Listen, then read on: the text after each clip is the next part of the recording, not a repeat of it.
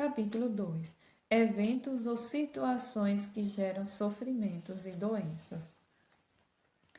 Como toda emoção tem lógica e você funciona baseado no que foi acumulado em seu inconsciente, você não precisa aprender a conviver com seus traumas e dores, mas a resolvê-los. Jair Soares. Capítulo 2.1. Abandono familiar. Várias são as matérias que abordam a rejeição dos pais e os traumas, problemas e doenças causados às crianças que mais tarde se tornam adultos frustrados, derrotados e sofridos, doentes emocionais, mentais e fisicamente. A Universidade de Connecticut, nos Estados Unidos, realizou um estudo sobre o poder da rejeição e concluiu que ser rejeitado pelos pais afeta profundamente a personalidade e o desenvolvimento das crianças até a fase adulta. No entanto, a maior descoberta foi que essa negligência é ainda mais impactante quando parte do pai. O estudo revelou que a figura paterna na infância pode ser mais importante para a criança do que a materna. Matos 2017. Segundo pesquisadores, uma possível explicação é que o papel masculino ainda é supervalorizado e pode vir acompanhado de mais prestígio e poder. No entanto, ideologias modernas, especialmente a feminista, segundo alguns propagam a ideia de que o pai não é uma figura essencial na criação dos filhos, mas a família, pai e mãe, é a base. A mãe representa o aconchego, o carinho, a compreensão, a imagem de aceitação, do ensino e da preparação para a vida por meio da transmissão de uma essência e valores. O pai é o símbolo de proteção, cuidado, trabalho, sucesso financeiro. O eu posso ir mais longe. Portanto, cada um tem um papel importante no desenvolvimento da criança, que se tornará um adulto frustrado ou bem resolvido, dependendo dos cuidados que teve pelos personagens principais de sua história, a família, pai e mãe. Dessa forma, sentir-se rejeitado por apenas um deles deixa marcas profundas na personalidade, difíceis de superar ou de resolver de forma solitária. Crianças rejeitadas sentem como se fossem constantemente socadas no estômago. É uma dor emocional insuportável para elas lidarem sozinhas. Por isso, pais, não abandonam seus filhos. Eles são o bem mais precioso que alguém pode ter na vida. Se forem bem cuidados, amados e educados com disciplina equilibrada, certamente cuidarão de vocês na velhice, quando estiverem indefesos e solitários. Se isso não acontecer, talvez seja porque a educação dada foi permissível demais ou negligente e traumática. Nenhuma dessas formas cria um caráter saudável. Pelo contrário, gera traumas, ódio pelos pais ou uma vida sem empatia e respeito pelo próximo, marcada por comportamentos impulsivos e destrutivos. Crianças mal preparadas para lidar com frustrações da vida podem se tornar violentas, chegando até o extremo, se não obterem o que desejam, ou cometerem suicídio diante da ausência de esperança futura. Pais, o fato de vocês terem rompido com a mãe de seus filhos não justifica o abandono. Filhos não precisam necessariamente dos pais morando junto, especialmente se o ambiente for marcado por brigas e agressões, o que também é traumatizante para a criança. O que eles precisam é de amor, tempo e atenção. Eles são parte de vocês, não abandonem os inocentes que não têm culpa de terem nascido. E se fosse você no lugar de seu filho? Filhos, sei que os traumas causados pelo abandono de um pai ou de uma mãe, ou até mesmo de ambos, doem profundamente e ferem a alma. Esse sofrimento muitas vezes impedem vocês de viverem plenamente. Talvez não consigam esquecer o que viveram e lembrar disso cause dores tão intensas que arrancam lágrimas e trazem à tona memórias que vocês gostariam de apagar. Aqui vai o conselho de alguém que, mesmo não tendo passado por essa dor, sente empatia verdadeira por vocês, a ponto de escrever estas palavras com os olhos cheios de lágrimas. Perdoe seus pais, liberte-se dessa angústia, faça terapia. Se eles demonstrarem arrependimento, abram-se pouco a pouco para acolher o amor deles. Isso ajudará a curar as feridas emocionais em vocês e neles também. No entanto, se os pais não reconhecerem o mal que causaram, nem compreenderem o valor que vocês têm como filhos amados e escolhidos por Deus, o problema é deles. Vocês não estão sozinhos. Há um Deus maior, há um Pai maior, Deus. Ele os ama condicionalmente. Perdoem. Na verdade, esses pais também precisam de tratamento psicológico, porque nenhuma pessoa emocionalmente saudável abandona um filho. Capítulo 2.2 Abuso sexual. Com o tema sobre o abuso sexual, o programa Consultório de Família da Novo Tempo contou com a apresentação de Darleide Alves e a participação da doutora Rosana Alves, diretora acadêmica de Neurogênese Instituto nos Estados Unidos, psicóloga há mais de 20 anos. A doutora Rosana Alves é mestre e doutora em ciências pela Universidade Federal de São Paulo e possui 3 pós-doutorado em neurociências. A doutora Rosana explica que o abuso sexual não ocorre apenas quando há contato genital ou penetração.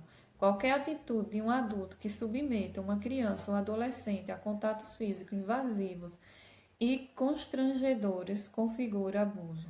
Segundo ela, o único segredo que não pode ser guardado nem por um psicólogo, terapeuta ou líder religioso é o abuso sexual, pois além das consequências físicas e mentais, as invisíveis são devastadoras. As perdas neuronais são significativas. Uma pessoa que sofreu abuso sexual pode apresentar até 20% de redução do hemisfério esquerdo do cérebro, o que representa a perda de milhões de neurônios e capacidades importantes para o desenvolvimento e a vida futura. O cérebro das vítimas de abuso sexual apresenta uma erosão que as torna mais vulneráveis a vários tipos de doenças mentais e físicas, levando-as a ter dificuldade de concluir o que começam, a desistir de planos, graduações, sonhos e até da própria vida, se os traumas não forem tratados. Por isso, pare de sentir pena do abusador. Não é uma regra que todo abusador foi um dia vítima de abuso, tampouco que toda vítima se tornará abusadora.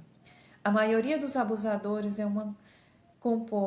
é composta por pessoas de mau caráter, pessoas normais, que, quando cometem o ato, sabem o que estão fazendo e temem as consequências. Por isso, ameaçam a vítima. Uma das causas que contribui para o surgimento de pedófilos é a erotização excessiva do mundo atual, em que as pessoas veem possibilidades sexuais em tudo ao redor. Essa falha de caráter precisa ser tratada. Afinal, como um pai não consegue olhar para sua filha com respeito? Como não ter um freio moral? Não proteja o abusador. Não se cale diante do abuso. Caso contrário, ele se perpetuará, passando de geração em geração. Quando não for a filha mais velha, será a mais nova. Quando essas crescerem e saírem do seu controle, ele abusará de uma neta, uma sobrinha e assim por diante. A doutora Rosana já atendeu, por exemplo, o caso de um homem com 80 anos que havia abusado da filha mais velha, depois da mais nova e então da própria neta. Nunca acredite na promessa do abusador de que se a vítima não contar, ele vai parar. Ele não para. É justamente a ausência de denúncia que permite que ele continue praticando esse ato ilícito e horrendo por tanto tempo. Alves, 2020. No programa também foi entrevistada uma convidada que sofreu abuso sexual do próprio pai na infância. Ele a ameaçava, fazia com que se sentisse culpada e a intimidava. Ao crescer, ela começou a evitá-lo. Ele entrou em um estado de loucura e acabou confessando tudo à esposa. A mãe, uma mulher simples, Não se separou, mas passou a levar a filha para todos os lugares até o trabalho, deixando a filha mais nova sozinha com o abusador. Ele também abusou dessa criança, o que teve consequências ainda mais trágicas. Ela engravidou do próprio pai. Hoje, já adultas, ambas fazem terapia, mas ainda não estão curadas. A doutora Rosana explica que o abuso sempre começa de forma sutil, como se fosse um gesto de carinho paterno.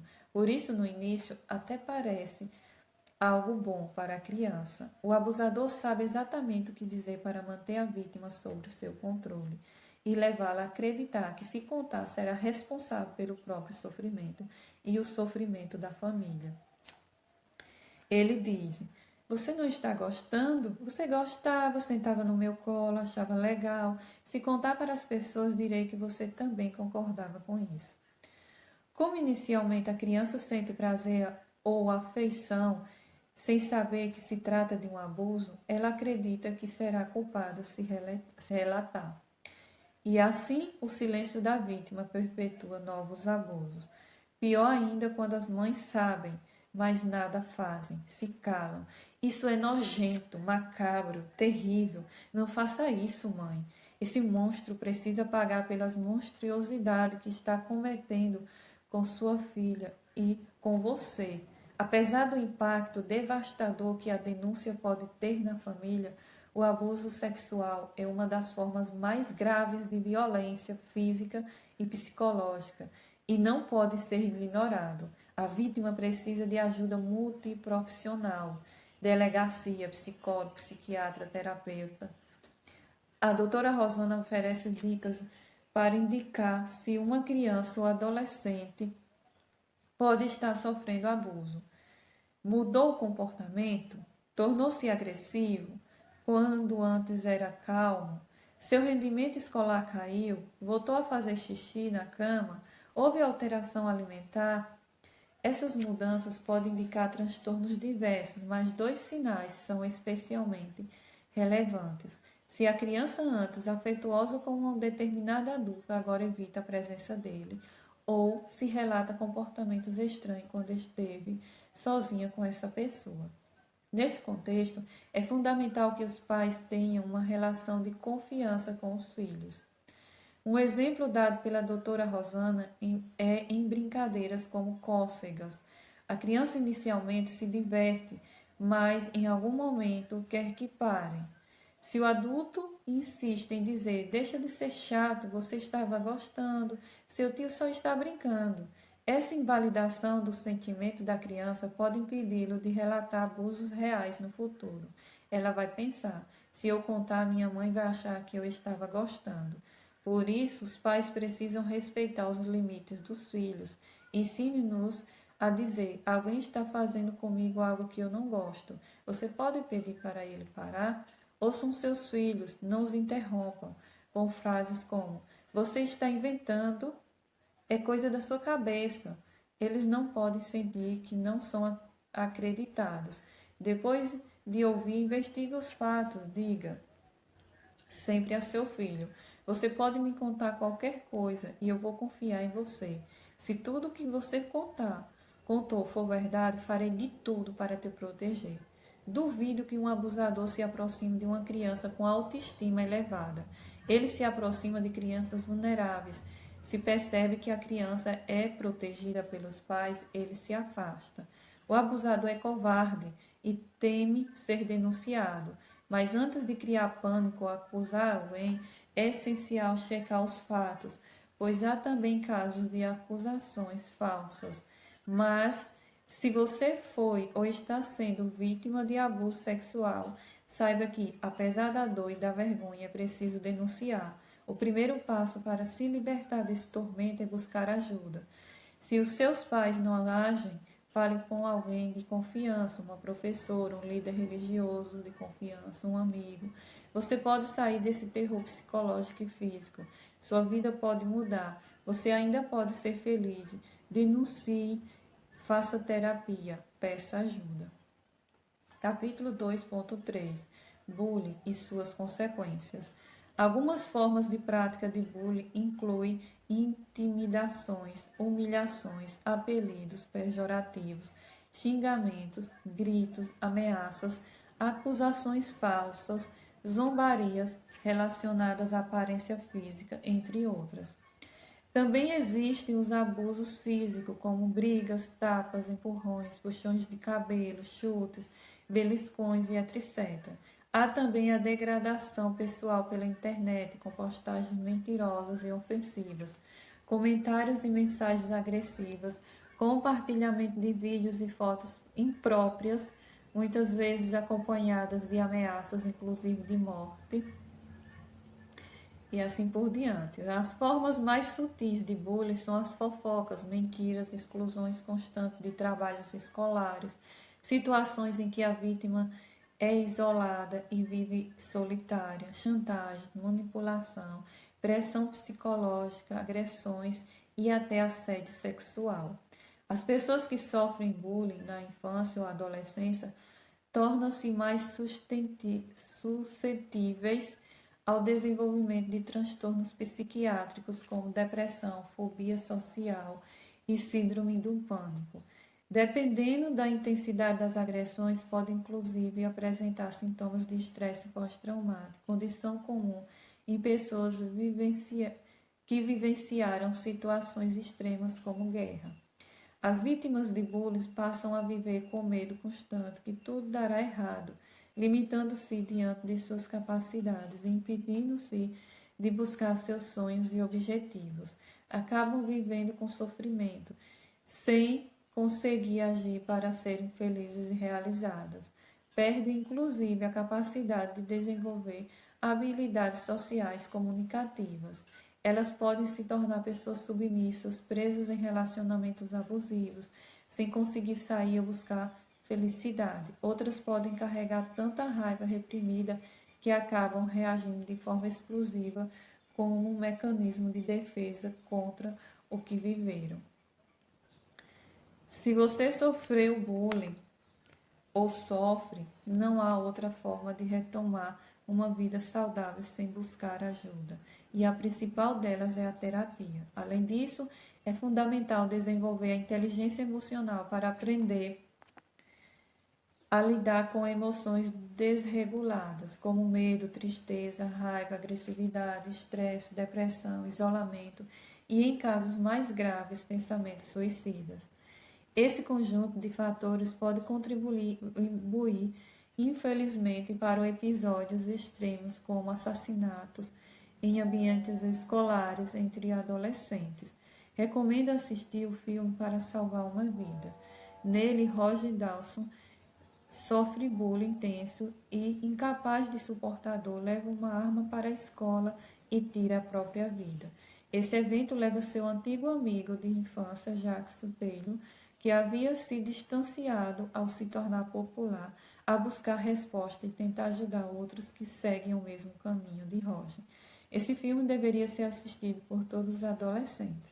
Se você é um jovem ou adolescente e foi ou está sendo vítima de bullying, não se cale, peça ajuda, fale com seus pais, com a direção da escola, denuncie, busque apoio psicológico. Você é especial, tem valor e merece sonhar e realizar seus objetivos. Impulsos sexuais, capítulo 2.4 e pornografia. Dentro dos estudos de Freud, na psicanálise, a mente possui 3 instâncias psíquicas fundamentais que compõem a personalidade humana: id, ego e superego. O id é o instinto, é a impulsividade, o impulso. É regido pelo princípio do prazer, estando relacionado ao libido, aos desejos, aos impulsos sexuais, paixões, agressividade, entre outros. Ele quer o prazer imediato, sem considerar as consequências. O superego é a moralidade, é a instância de julgar o certo e o errado, ainda que de forma inconsciente. Em seu livro O Mal-Estar da Civilização, Freud cita até tribos que, mesmo sem contato com a civilização moderna e vivendo nus, estabeleceram como regra não praticar incesto. Para que a vida esteja em harmonia, é necessário que o ser humano analise seus impulsos, pois, diferentemente dos animais, ele é racional e possui naturalmente uma noção moral interna. Isso torna necessário frear impulsos imorais, já que o superego leva em conta valores, princípios e ética. Para mediar o conflito entre o id e o superego, existe o ego, a razão, que representa a parte consciente da mente, responsável por interpretar a realidade, acessar memórias, processar emoções e percepções. Ele atua como mediador entre o id e o ego. Assim, uma pessoa que vive apenas sobre o domínio do id, sem a atuação do ego, cede aos impulsos mais instintivos e pode sofrer consequências psicológicas graves, além de consequências externas, como no caso de matar alguém e ter que passar anos em uma prisão. Por outro lado, o superego, sem o equilíbrio do ego, pode levar a uma vida de repressão, privando a pessoa dos prazeres naturais e saudáveis da vida, o que também causa danos à saúde mental. Segundo a perspectiva cristã descrita pela Bíblia, o homem tinha inicialmente apenas uma natureza, o superego, ou seja, a moralidade. Com a entrada do pecado no mundo, o ser humano passou a carregar a natureza pecaminosa, o id, que busca satisfazer desejos não regenerados sem considerar as consequências. Assim, para que o ser humano possa viver de forma equilibrada, feliz e saudável entre essas duas forças internas, Deus, em sua infinita misericórdia, criou o ego, que é capaz de promover esse equilíbrio. Tanto o superego, associado à natureza de Cristo no contexto cristão, quanto o id, associado à natureza pecaminosa do ser humano, necessita do ego como mediador. Afinal, para Winnicott, o id sem o ego não tem sentido. Deus criou o ser humano para viver a sexualidade de forma moral. No entanto, viver de maneira oposta, mesmo em uma sociedade permissiva como a atual, que normaliza qualquer forma de prazer, inevitavelmente gera conflitos mentais e, como apontam diversas pesquisas, problemas de saúde. Entendendo isso, em um artigo publicado na Gazeta do Povo, Rachel Anne afirma que o consumo de pornografia faz o cérebro regredir ao estágio infantil. Ou seja, a pessoa perde domínio sobre suas emoções e capacidades mentais, tornando-se menos interessante e mais vulnerável. Um estudo realizado na Bélgica com 5.800 homens revelou que 23% dos entrevistados com menos de 35 anos relataram disfunção erétil. O estudo concluiu que o excesso de consumo de pornografia está diretamente ligado a essa disfunção, o que nos leva a imaginar o impacto ainda maior entre os mais velhos. Outros artigos destacam que a pornografia promove a veneração ao falo, como símbolo de poder e dominação masculina sobre as mulheres. Muniz, 2023. O que contribui para o aumento da violência contra elas. Homens que consomem muita pornografia tendem a ver as mulheres como objetos descartáveis, desprovidos de valor e respeito, servindo apenas para o sexo, como algo que pode ser jogado fora após o uso. Além disso, a pornografia está associada ao desenvolvimento de diversos problemas emocionais, como depressão, culpa, vergonha, isolamento social e dificuldades nos relacionamentos. Também pode afetar a vida profissional e acadêmica, levando à queda de produtividade e de desempenho. Pesquisas indicam que, além da disfunção erétil, os consumidores desse tipo de conteúdo apresentam mais sintomas depressivos, menor qualidade de vida, piora da saúde mental e predominância de emoções negativas como raiva, medo e tédio. além do aumento da excitação sexual constante. Isso pode levar à perda de comunicação entre o casal, obsessão por fantasias e necessidade de estimulação cada vez mais intensa. Como consequência, ocorre frequentemente a infidelidade ou a perda de interesse nas relações sexuais reais. Diante disso, Pablo Marçal está certo ao afirmar que, para sermos felizes e saudáveis, precisamos parar de pensar com o órgão sexual e começar a pensar com a cabeça. Ariane Marques complementa dizendo: se há algo que destrói qualquer ser humano, é o consumo de pornografia. Ela reduz significativamente a massa cinzenta do lado esquerdo do cérebro, gera ansiedade social, disfunção sexuais e ejaculação precoce. Marques 2023. Segundo Marçal, uma das características de pessoas desinteressantes é pensar constantemente em pornografia. Para ele, a energia sexual é algo poderoso e bom, mas deve ser canalizada corretamente e não desperdiçada em pornografia ou múltiplos parceiros. Atualmente, muitos deixam de raciocinar com a mente e passaram a se guiar apenas pelos instintos sexuais, o que gera sérios prejuízos pessoais e sociais. Ele afirma: o órgão sexual é um, assim como a boca, por isso não o coloque antes de nada. O sexo foi criado para ser vivido a dois, dentro de um relacionamento, de um casamento, com uma única só pessoa, caso se deseje a verdadeira felicidade. Portanto, seja uma pessoa autodisciplinada, tenha força de vontade, controle de seus impulsos sexuais e não permita que eles o controlem.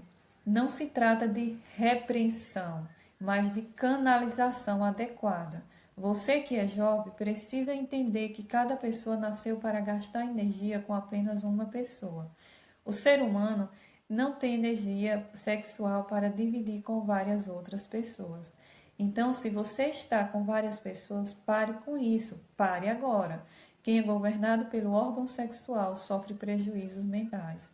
Aprenda a estar no comando das suas emoções e não seja apenas um robô comandado por elas. Marçal, 2021. Segundo Marçal, a masturbação faz parte da lógica da pornografia, sendo uma forma solitária de buscar prazer e não é saudável. Especialistas afirmam que o cérebro busca prazer em tudo o que faz. Assim, ao se envolver em atividades necessárias, mas não prazerosas, o desejo sexual pode surgir como fuga ou compensação. Quando isso acontece, pare um pouco, mude o foco, faça algo que lhe dá prazer ou resolva algo que você tem procrastinado. O desejo passará se for casado. O desejo passará. Se for casado, procure seu cônjuge e resolva isso. Se for solteiro, fale com o Criador e peça sabedoria a ele. Marçal 2021. Pablo relata ter passado 20 anos imerso na pornografia, mas declara: aprendi a dominar os meus impulsos e a canalizar minha energia. Sou um homem de uma mulher só e nunca transei com outra. E afirma que é muito feliz. Portanto, esperar para viver o melhor é algo que o mundo moderno despreza, pois todos querem gratificação instantânea.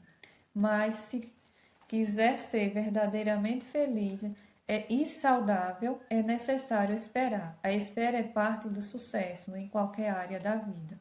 O sexo foi feito para ser vivido a dois, em um casamento. Caso decida seguir outro caminho, pode até continuar, mas arcará com as consequências futuras, problemas mentais e disfunção erétil.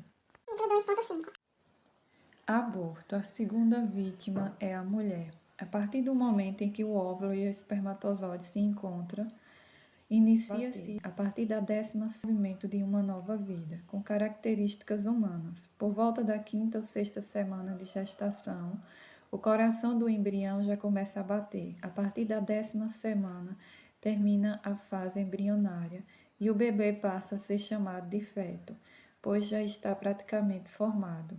O Dr. Anthony Levitino, ginecologista e obstetra, realizou mais de 1.200 abortos e posteriormente se arrependeu profundamente.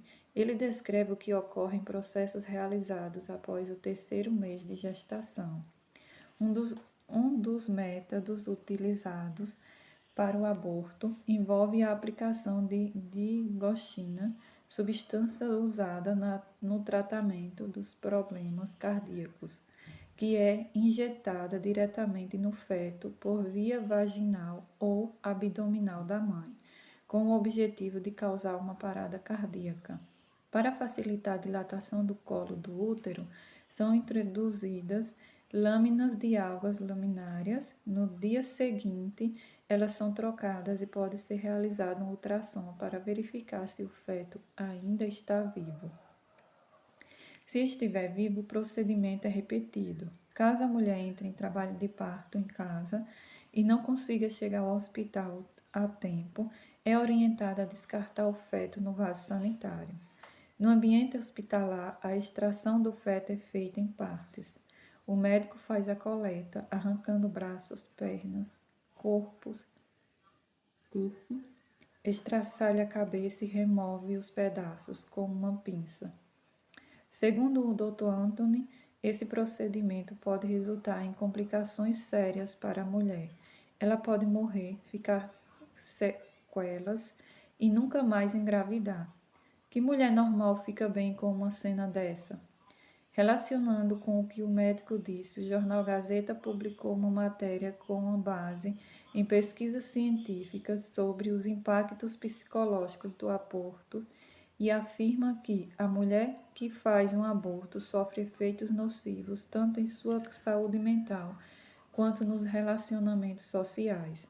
Um artigo publicado no British Journal of Obstetrics em 2011, que analisou 22 estudos sobre os efeitos do aborto na saúde mental feminina, concluiu que o risco de doenças mentais é 81% maior entre mulheres que já passaram por um aborto.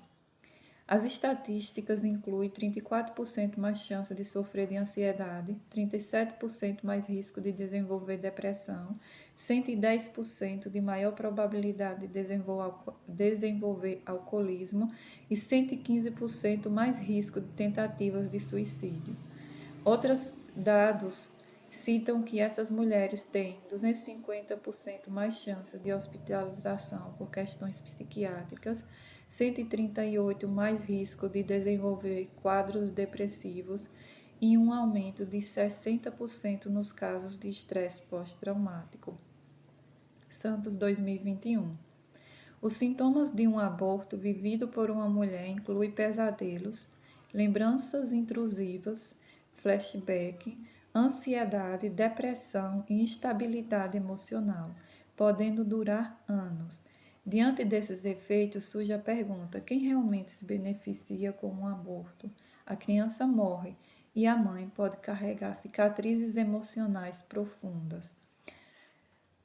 E o pai da criança? Muitas vezes ele não é responsabilizado, seja em casos de abuso, sedução ou abandono. Em diversas situações, é ele quem pressiona ou obriga a mulher a interromper a gestação. No entanto, quando a mulher é pega realizando um aborto, ela é a única que é punida. Onde está a justiça? O pastor Ivan Saraiva, em um vídeo de indignação por conta da liberação do aborto na Colômbia até as 24 semanas, ele diz que o aborto é algo abominável ao Senhor. As mulheres comemoravam como se fosse a final da Copa do Mundo, os sacrifícios de crianças inocentes que não têm voz para irem ao parlamento se defenderem. Então ele faz um apelo às mulheres, que são privilegiadas por terem útero dado por Deus que gera vida, por serem mães protetoras, amorosas, capazes de dar a vida pelos filhos, sendo que Deus compara o seu amor com o amor de uma mãe que amamenta e não abandona o seu filho. Homens não têm o privilégio de gerar um filho. O teu útero, mulher, não é lugar para colocar agulhas para sugarem o seu filho. Agora você, mulher, sendo uma feminista do inferno, diz: meu corpo, minhas regras? Se você quiser se matar, eu acho que não deveria, mas é tua liberdade. Agora, matar uma criança que está dentro de você é outro corpo, é outro ser, é outra pessoa. Saraiva 2022. Saraiva também argumenta que Satanás, ao longo da história, sempre se opôs à vida, como nos tempos de Moisés e de Jesus, quando crianças foram mortas. Hoje, diz ele, esse mesmo espírito atua através da cultura da morte, disfarçada de liberdade de escolha para destruir as crianças inocentes. Contudo, Ivan reconhece que existem situações complexas, como estupro ou risco de vida para a mãe. Nesses casos, ele defende o diálogo, a escuta, o acolhimento e até a possibilidade de adoção, mas alerta contra a banalização da vida por decisões impensadas. Engravidar e simplesmente abortar não pode se tornar algo comum. Isso não vem de Deus, Jesus é vida, ele conclui. Por fim, para a mulher que fez um aborto e enfrenta os traumas dessa experiência, não se pode mudar o passado, mas é possível reescrever o futuro. Busque ajuda profissional, faça terapia, busque autoconhecimento e espiritualidade. Peça perdão a Deus, perdoe a si mesma. Todos erramos de forma diferentes, pois Deus perdoa, restaura e reconstrói histórias. Você é valiosa e especial. Você merece paz, cura e uma nova chance. Acredite, é possível recomeçar. Capítulo 2.6 o uso abusivo das redes sociais, videogame. A doutora Rosana explica que temos uma estrutura no cérebro muito pequena chamada locus coeruleus, que significa local azul. Enquanto o cérebro possui aproximadamente 6 bilhões de neurônios, o locus coeruleus contém apenas cerca de 10 mil. Essa região é ativada em dois momentos específicos, quando sentimos medo ou diante de algo novo. Em entrevista ao programa Consultório de Família apresentado por Darleide Alves, a doutora Rosana explica: quando olhei para o seu blaze, o locus coeruleus foi ativado. Mas quando olhei de novo, ele nem perdeu mais tempo, pois o reconheceu, já não era mais novidade. Alves 2015. Quando usamos redes sociais por conta da constante exposição de novidades, fotos, vídeos, textos, o locus coeruleus é ativado repetidamente. Segundo a doutora Rosana, a ciência ainda não compreende completamente os impactos dessa ativação constante para o cérebro e o corpo físico. No entanto, há especulação de que isso possa gerar graves prejuízos para a saúde mental. Ela também comenta uma pesquisa de larga escala feita com adultos após assistir o vídeo no YouTube. Os participantes foram entrevistados e submetidos a exames neurológicos, os quais revelaram que as pessoas mantiveram a sensação e a emoção transmitida pelo vídeo assistido. Isso para a saúde mental é extremamente importante. Alves 2015. Agora imagine uma pessoa que passa horas jogando videogames com cenas violentas, assistindo filmes e séries do mesmo gênero ou ouvindo músicas de conteúdo sexualizado. Tudo isso influencia a mente de forma negativa e depreciativa, podendo levar o indivíduo a perder a empatia e a valorizar menos o outro. O entretenimento banal tem influenciado negativamente o desenvolvimento de crianças que crescem expostas a conteúdos violentos. Mesmo em programas infantis, o caráter da criança está sendo moldado de forma prejudicial, afetando seu comportamento no futuro. Além disso, o uso excessivo de celulares tablets, computadores e televisão têm modificado a maneira como o cérebro dos jovens se desenvolvem em comparação aos dos adultos. A prática descontrolada de jogos eletrônicos e o consumo exagerado de conteúdo digital, séries, redes sociais, filmes e etc., tem gerado problemas físicos e psicológicos, como falta de concentração, obesidade, síndrome do olho seco, problemas de audição, postura inadequada. Instituto de Psicologia 2023. Esses hábitos também estão deixando os jovens mais ansiosos, procrastinadores e impacientes. Eles se tornaram incapazes de esperar pelos processos da vida ou por conquistas que exijam esforço e tempo. Desenvolve transtornos psíquicos como a nomofobia, o medo irracional de ficar sem celular. Isso causa uma sensação constante de estar perdendo informações importantes ou de tédio extremo, o que leva à ansiedade e, em muitos casos, à depressão. UNIT 2019. Como consequência, os jovens vivem uma busca incessante por prazeres imediatos, abandonando a empatia, passam a não reconhecer ou até aumentar a dor do outro. Querem tudo para o agora e, quando suas vontades não são atendidas, tornam-se agressivos. A doutora Rosana também relata ter orientado uma dissertação de mestrado cujo tema foi a agressividade entre os jovens. A principal conclusão foi que muitos adolescentes têm dormido cada vez mais tarde, ficando nas redes sociais, jogando ou assistindo conteúdos violentos. Essa rotina afeta diretamente o cérebro. A privação de sono, especialmente de uma boa noite com 8 horas de descanso, eleva os níveis de agressividade, estresse, ansiedade e medo. Por isso é essencial estabelecer um horário para toda a família dormir e deixar os celulares fora do quarto, inclusive dos pais, que não são médicos, parteiras nem pastores e, portanto, não precisam ficar de plantão durante a madrugada. Alves 2020. Tarefa. Na hora de dormir, todos devem deixar seus celulares na sala. Segundo a doutora Rosana Alves, quando dormimos com o celular no quarto, o cérebro permanece em estado de alerta, impedindo o descanso adequado. O resultado, acordamos mentalmente cansados, mesmo após horas de sono. O conselho é que as redes sociais e o uso de aparelhos eletrônicos sejam limitados a momentos específicos do dia. É fundamental que a família adote o hábito de estabelecer um horário fixo para dormir. Antes disso, é recomendável desligar celulares, televisão e computadores 1 ou 2 horas antes de ir para a cama e evitar, inclusive, ter televisão no quarto.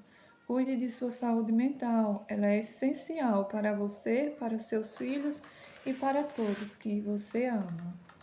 Capítulo 2.7 Álcool, drogas.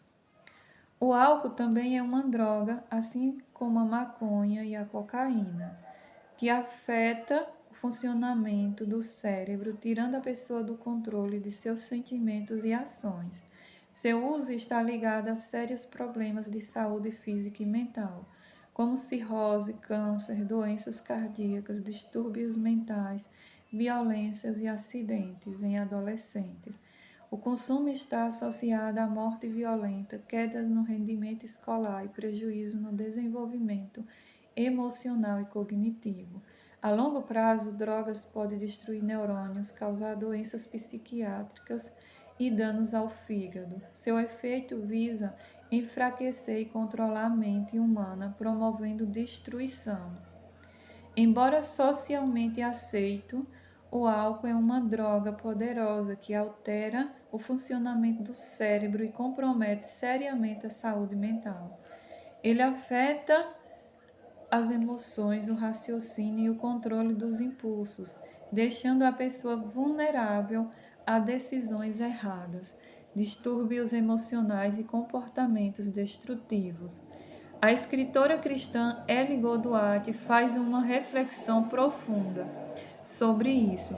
Segundo ela, a versão moderna do álcool, com seus efeitos nocivos e destrutivos, não foi simplesmente desenvolvida por mãos humanas.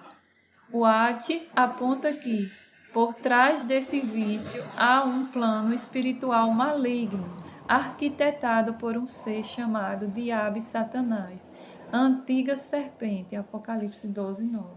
Esse ser é um inimigo declarado de Deus e da humanidade. Transformou elementos criados para o bem, como o fruto da videira e o trigo, em instrumentos de destruição. O objetivo?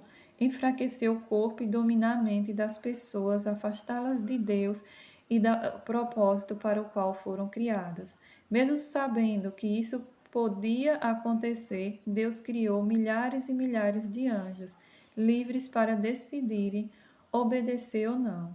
Inclusive Satanás, Lúcifer, anjo de luz, que era o chefe dos anjos, o compositor e maestro, fazia músicas para adorar a Deus. No entanto, um dia, ao ver sua incrível beleza refletida através das pedras preciosas como o espelho, Lúcifer se apaixona por si mesmo e passa a achar que merecia ser não apenas igual a Deus, seu Criador, mas ser maior que ele, fazendo seu trono acima do trono de Deus.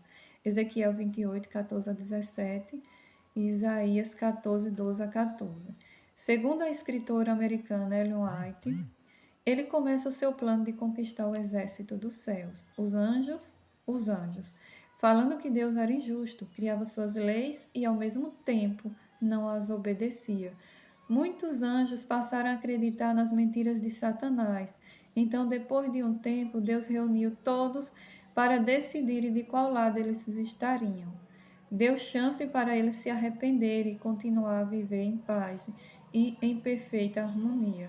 Mas Satanás dizia que já havia ido longe demais para voltar atrás. A terça parte dos anjos creu em Satanás e foram expulsos do céu, vindo para a terra. Apocalipse 12, 7 a 9. Deus ficou com o drobo de anjos dos que ficaram com o inimigo declarado de Deus. Por isso, festejai os céus, e vós que nele habitai. Ai da terra e do mar, porque Satanás desceu até vós, cheio de grande cólera, sabendo que pouco tempo lhe resta. Apocalipse 12, 12. Deus não tirou os poderes nem a beleza dos anjos caídos. Ellen White diz que hoje Satanás apenas tem uma fisionomia séria, de mal, com um olhar que penetra o fundo da alma, um psicopata psicótico. Satanás, que significa acusador, perdeu o céu, mas decidiu ganhar a terra. Tentou o primeiro casal, Adão e Eva, e transmitiu o desejo de ser igual a Deus para eles. Deus havia dado uma ordem ao primeiro casal para que eles entendessem que eram livres e podiam escolher o que queriam para a vida deles. Entretanto, eles deveriam entender que cada escolha tem suas consequências. Poderia comer do fruto que havia no jardim, menos o fruto do conhecimento do bem e do mal.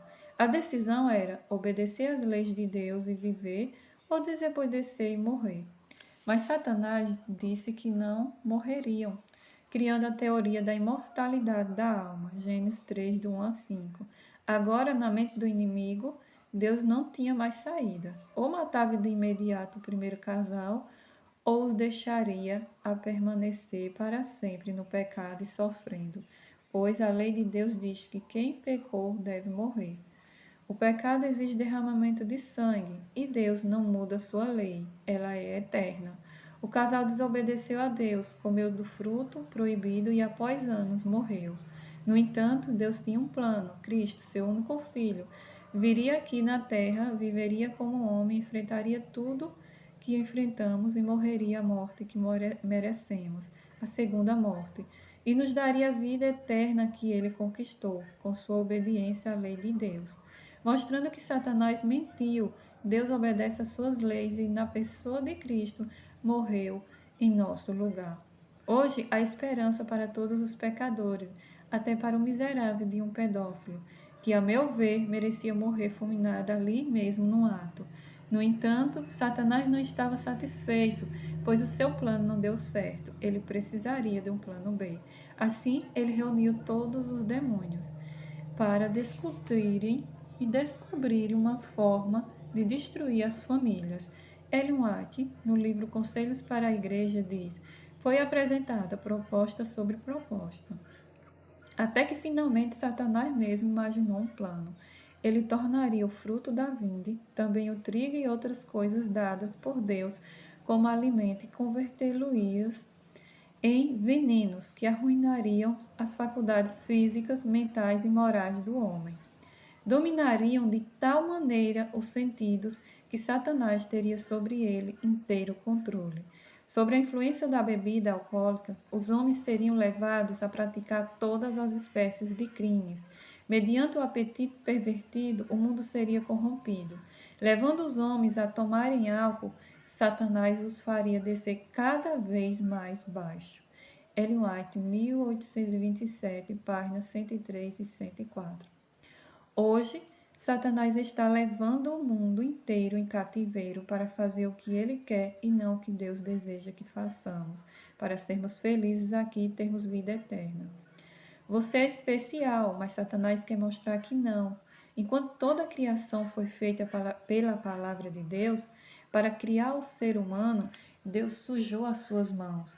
O triste é que, através das faculdades mentais deturpadas pelo álcool ou drogas, o homem se sabota, se torna sem nenhum valor e, da mesma forma, enxerga aqueles que estão ao seu redor.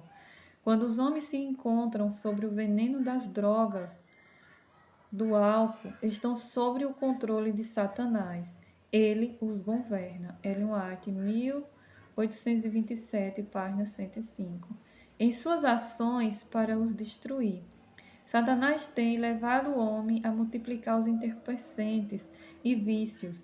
As pessoas não enxergam o propósito dele, brinca como se ele não existisse. No entanto, sinais são feitos mostrando que de fato ele existe.